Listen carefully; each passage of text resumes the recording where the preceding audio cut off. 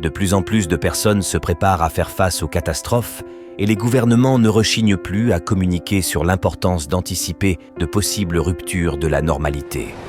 Malgré tout, de nombreux individus restent figés dans une peur paralysante lorsqu'une catastrophe survient.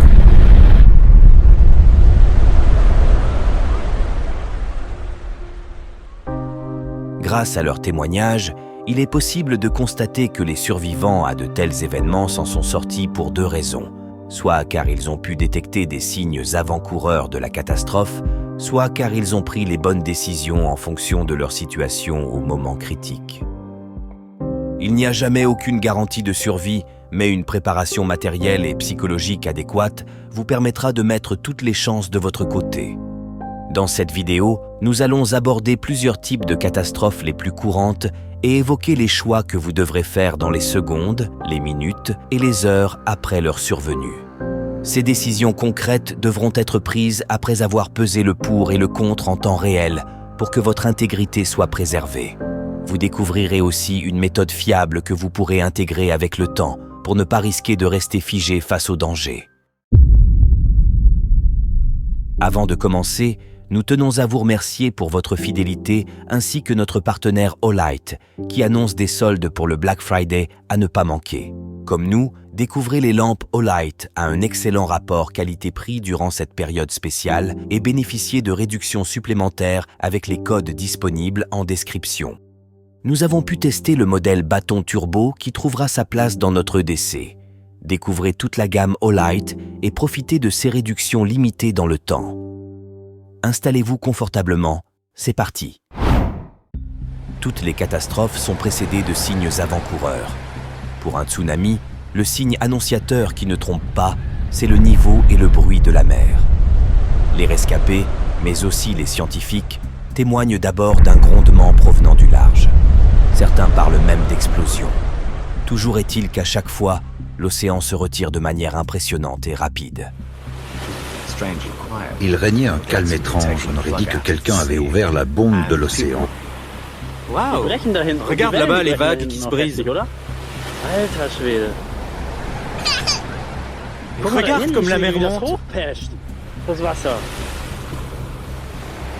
Qu'est-ce que c'est? Qu'est-ce qui se passe? Peut-être que le tremblement de terre a eu des conséquences sur l'océan. Non. Le bateau de pêche a été englouti. Qu'est-ce que c'est? Un tsunami! Courez!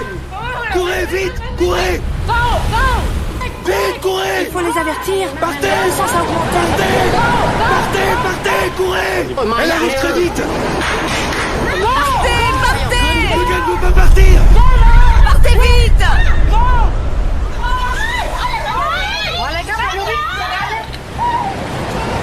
La vache! Allez, on s'arrête pas! C'est pas vrai! Non!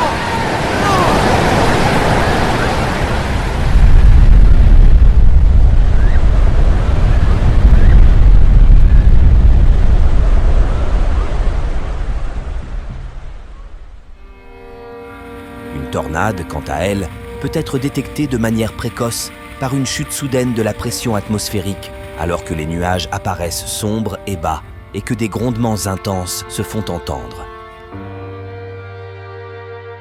Un tremblement de terre peut être annoncé par des animaux qui prennent subitement la fuite après avoir entendu des ondes acoustiques de basse fréquence, imperceptibles par l'oreille humaine.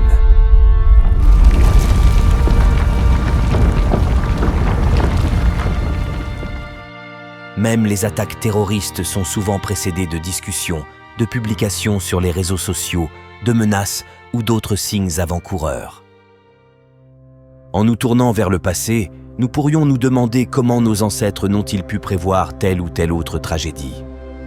Pensez-vous que les habitants de Pompéi ne se doutaient pas que le Vésuve pourrait un jour ou l'autre entrer en éruption?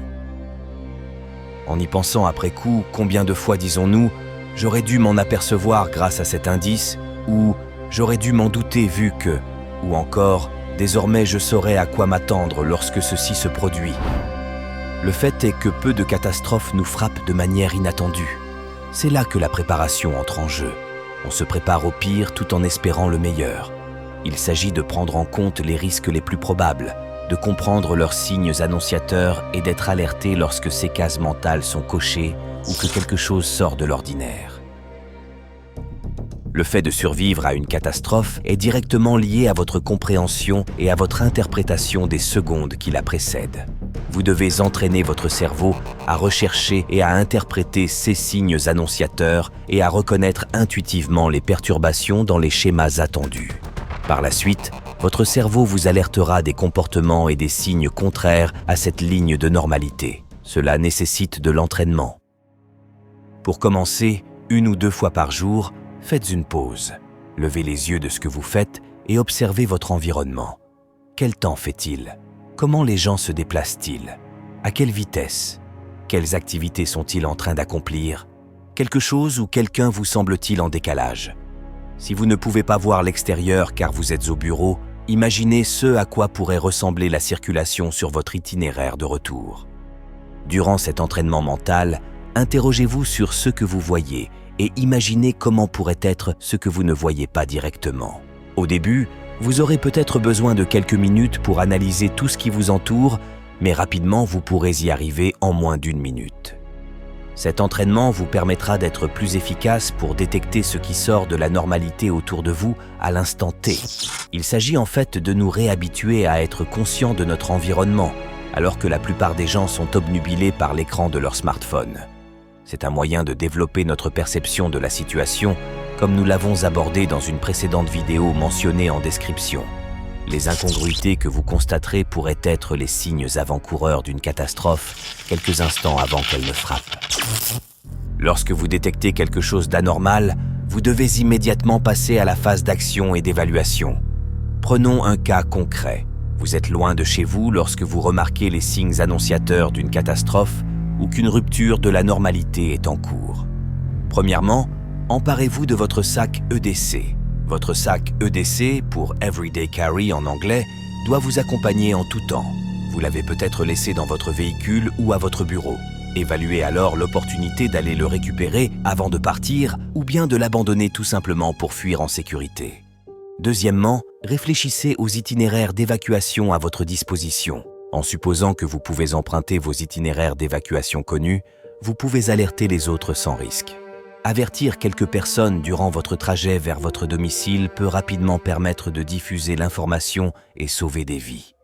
Troisièmement, vous devez immédiatement avertir par téléphone les personnes qui doivent aussi regagner votre domicile. Vous pouvez les alerter par SMS si les appels ne passent pas. Les lignes téléphoniques peuvent être encombrées voire coupées, mais il est parfois encore possible d'envoyer un message texte via des applications de messagerie en passant par le Wi-Fi.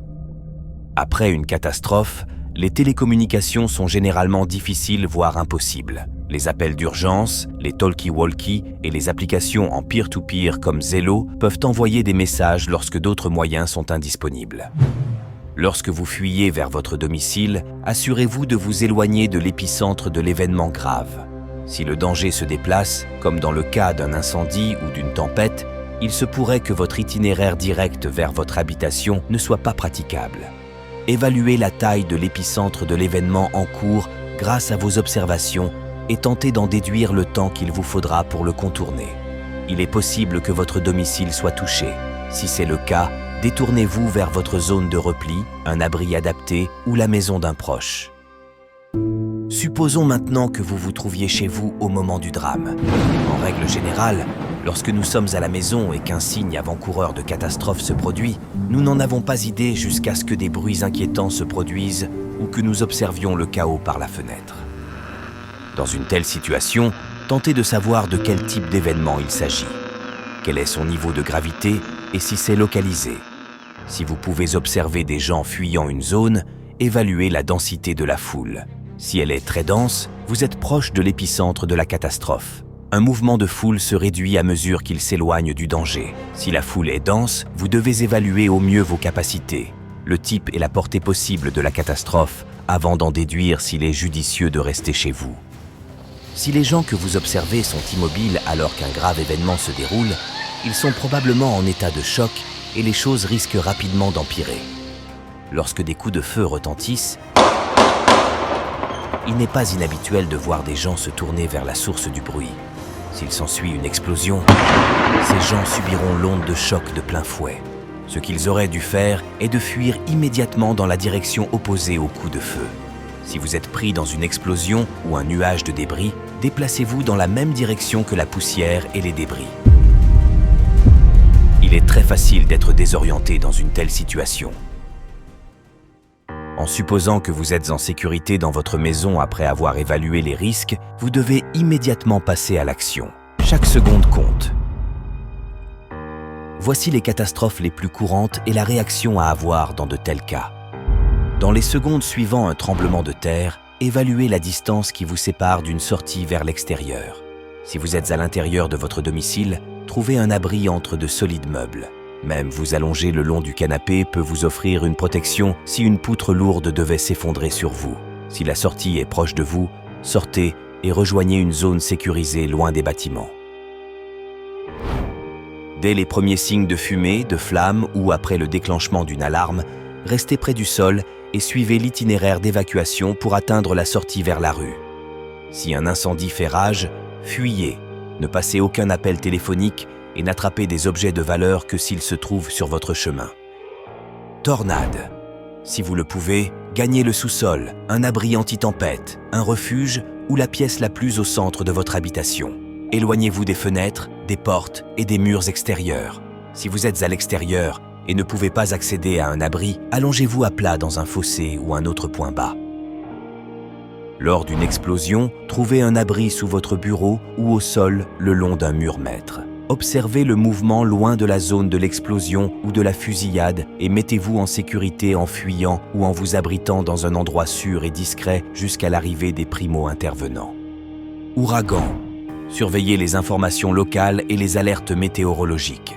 Soyez prêt à évacuer. Avant de quitter votre domicile, assurez-vous de couper l'électricité, l'eau et le gaz. En cas d'inondation, lorsque vous êtes piégé dans votre domicile, vous devez vous déplacer vers le point le plus haut. Si les eaux de crue sont terriblement élevées, vous devrez pouvoir accéder au toit de votre habitation. Si vous avez pu un peu anticiper l'événement, il est conseillé d'évacuer la zone de danger. Dans cette situation, cherchez immédiatement un terrain plus élevé. De nombreuses autres catastrophes peuvent survenir, mais dans la plupart des cas, vous vous en sortirez en ayant ces réflexes. Le simple fait de se préparer et d'évaluer les risques vous permettra d'éviter de rester figé lorsqu'une rupture de la normalité surviendra. Vous serez plus calme et prendrez des décisions plus pertinentes. Partagez votre expérience dans les commentaires pour en faire profiter toute la communauté. Comme nous avons pu le voir, le fait d'améliorer votre perception de la situation vous permettra de mettre toutes les chances de votre côté en cas de rupture de la normalité. Bref, l'effondrement.